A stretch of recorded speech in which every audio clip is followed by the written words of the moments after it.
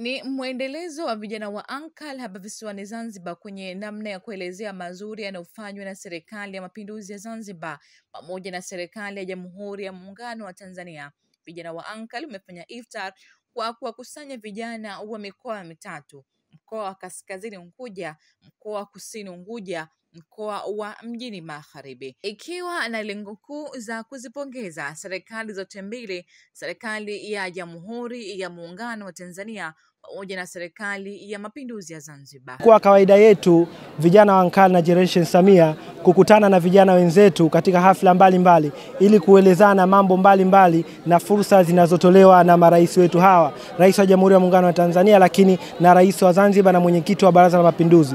Fursa ambazo zinalenga kutugusa moja kwa moja vijana katika kuinua maisha yetu, kuinua uchumi wa nchi yetu, lakini vile vile kuinua kipato chetu mmoja mmoja, kuanzia katika sekta za uvuvi, sekta za kilimo, sekta za VETA mbalimbali za ufundi, lakini vile vile kutueleza miradi ambayo inatendeka baadaye inayokuja kusaidia jamii yetu nzima. Tumeshuhudia marais hawa wakiwa wanazindua miradi mbalimbali ya maendeleo, miradi ya shule, miradi ya hospitali. Hii yote ni miradi ambayo moja kwa moja inatugusa vijana. Kama ni shule, tunaandaliwa kuwa vijana bora ili tuweze kufaa katika soko la ajira. Lakini kama hospitali, afya zetu zinaandaliwa kuwa bora. Azuma Tarumbeta ni vijana wa Ankal, pia ni kijana katika Generation of Samia.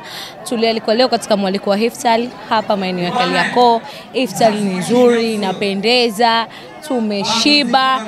Pia tunawakaribisha vijana wote waendelee kujiunga na katika kundi la vijana Generation of Samia. Ni kizazi cha mafanikio. Tunahitaji watu wengi sana. Pia tunahitaji support zenu kama waandishi, mzidi kusambaza na kutangazia vijana wapate kujua nini maana ya vijana wa Ankal. Tumefarajika, tumefurahika kuungana na vijana wa Ankal, hususan kwenye jambo kama hili zuri, jema.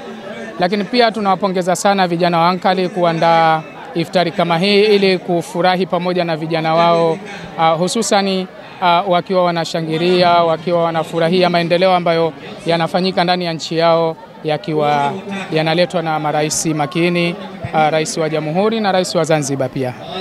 Lakini vile vile tumeshuhudia uzinduzi wa masoko mengi sana hapa visiwani Zanzibar. Masoko hayo yamewapa fursa wafanyabiashara, lakini sio wafanyabiashara tu peke yao. Kuna mama ntilie ambao wamepata fursa za kuuza biashara pale. Kuna bodaboda ambao wanabeba mizigo, hao wote ni vijana. Lakini kuna wakulima, kuna waendesha keri ambao nao wanabeba hii mizigo kutoka mashambani kuleta sokoni. Lakini kuna wanaobeba mizigo kutoka sokoni kuwapelekea walaji. Hizi zote ni jitihada za serikali ya awamu ya 6 inaongozwa na Daktari Samia Suluhu Hassan, lakini vile vile jitihada za serikali ya awamu ya 8 inaongozwa na Daktari Hussein Ali Mwinyi.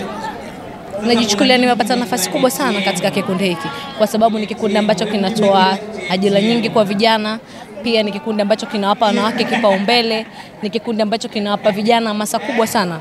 Ankal imepokea vizuri kwa sababu ni moja kati ya sehemu inayotukutanisha vijana pamoja kwa ajili ya kuja kupata riziki hii ya iftari, lakini vile vile ni moja kati ya sehemu ya kuunga mkono marais wetu wote wale, Rais ya Samia Suluhu Hassan wa Jamhuri ya Muungano wa Tanzania, lakini pamoja na Rais wa Zanzibar na mwenyekiti wa Baraza la Mapinduzi Dr. Hussein Ali Mwinyi.